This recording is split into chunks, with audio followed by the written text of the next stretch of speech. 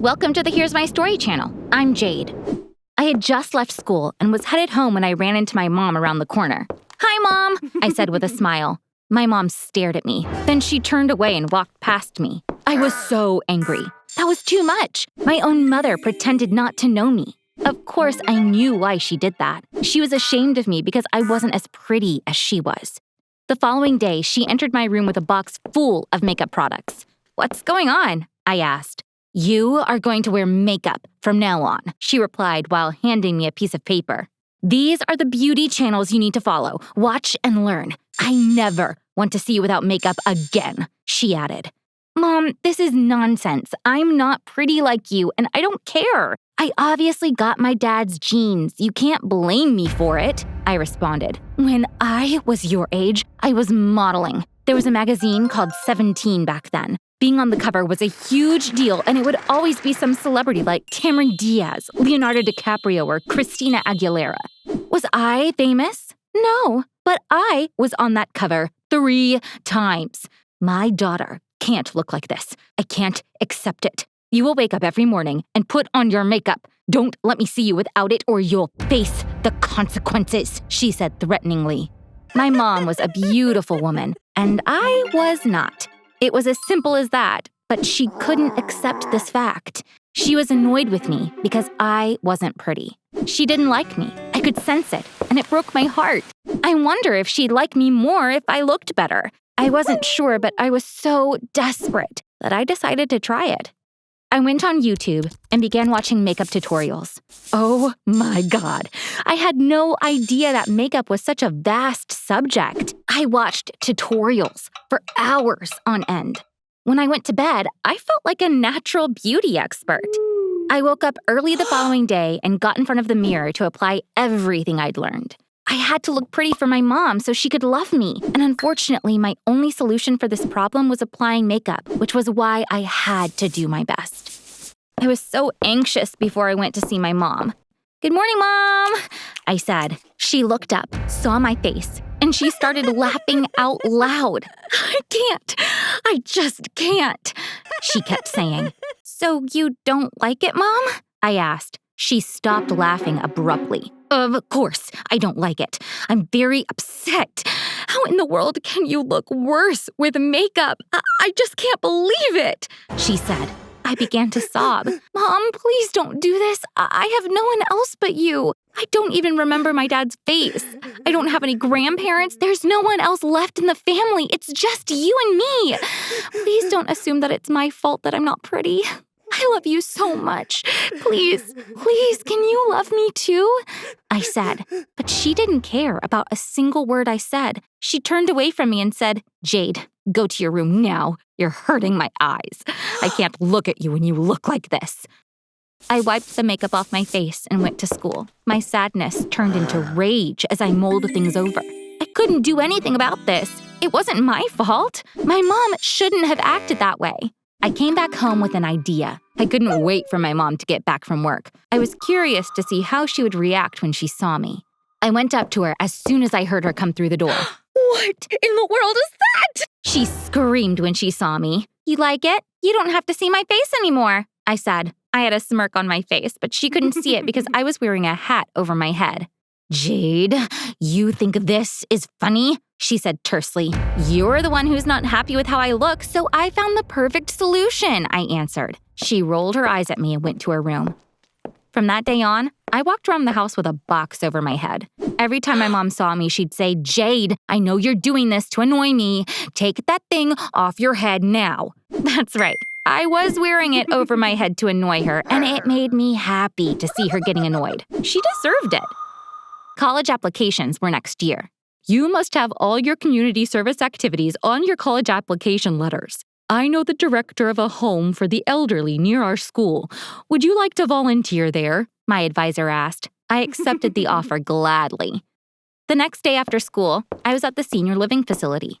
The director said, "The best way to help our seniors here would be to talk to them. Most spend their days in the hobby room.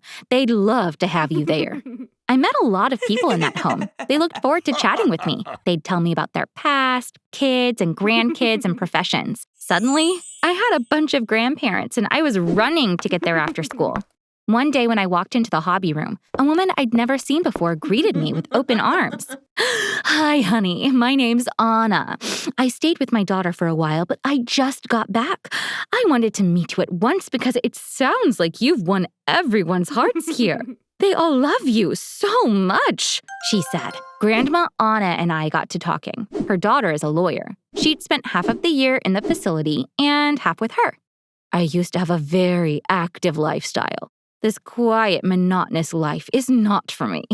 Did you know that I made magazines for young girls like you for years? But no one knows what a magazine is anymore. Now you have the internet, she said. I smiled. Of course I know what a magazine is. I'll even surprise you. You say your magazine was for girls my age? Is there any chance that it was called 17? Grandma Anna was amazed indeed. I don't believe it. How do you know about 17? They still have a website, but it was a bigger deal as a magazine. It was published in print for 74 years, and I was editor-in-chief for 38 years. I wanted to surprise her again. Well, in that case, you have to know my mom. She was featured on 17's cover 3 times. She wasn't famous, but they put her on the cover because she was so pretty. Maybe it was you who picked her, I said. But that's not possible. 17 has a policy of celebrity covers only. Every month we would discuss which celebrity would be on the cover. No one could be 17's cover star just because they had the looks, she replied. It was my turn to be surprised. I pulled up my mom's photo on my phone. Grandma Anna took a good look at her. She really is pretty, but as I said, she couldn't be on 17's cover if she wasn't famous. Ask her when you get home. Maybe she was talking about another magazine, she said. I was sure my mom wasn't talking about another magazine. There was something off about this.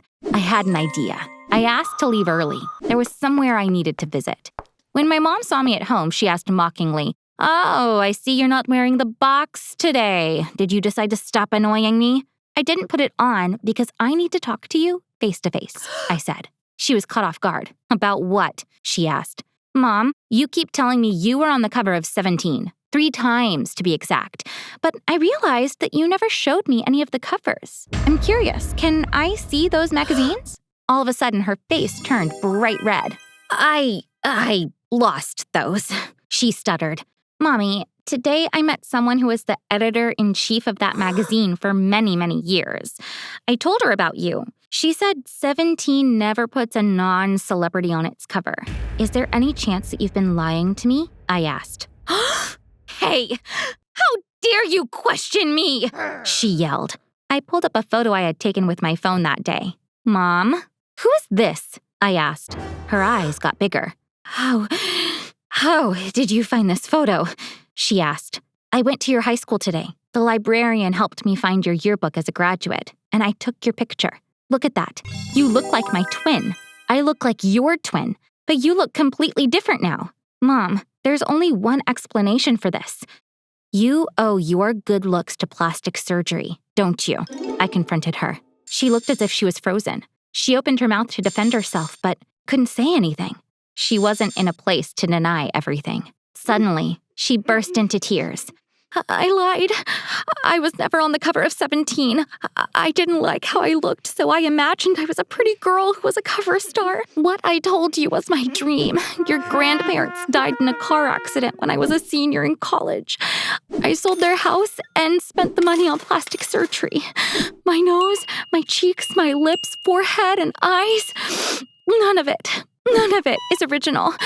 I owe everything to plastic surgery. I began looking like this after 2 years of operations. I couldn't believe what I was hearing. But why did you look down on me? You knew I looked like the real you, but you still blamed me for not looking pretty enough, I asked.